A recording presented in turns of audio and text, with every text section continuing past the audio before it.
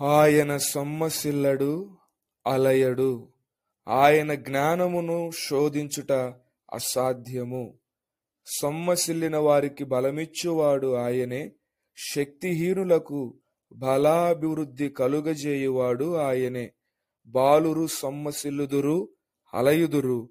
యవనస్తులు తప్పక త్రొట్టిల్లుదురు. యెహోవా కొరకు ఎదురుచూచువారు నూతన బలము పొందుదురు.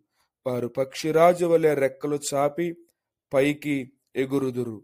అలయక పరిగెత్తుదురు, సొమ్మసిల్లక నడిచిపోవుదురు. యెహోవాను స్తుతించుడి. యెహోవా యందు భయభక్తులు గలవాడు, ఆయన ఆజ్ఞలను బట్టి అధికముగా ఆనందించువాడు ధన్యుడు. వాని సంతతి వారు భూమి మీద బలవంతులగుదురు. యథార్థవంతుల వంశపు వారు దీవింపబడుదురు. కలిమియు సంపదయు వాని ఇంట నుండును. వాని నీతి నిత్యము నిలుచును. యథార్థవంతులకు చీకటిలో వెలుగు పుట్టును. వారు కటాక్షమును వాత్సల్యతయు నీతి గలవారు. దయాళులను అప్పిచ్చువారును భాగ్యవంతులు.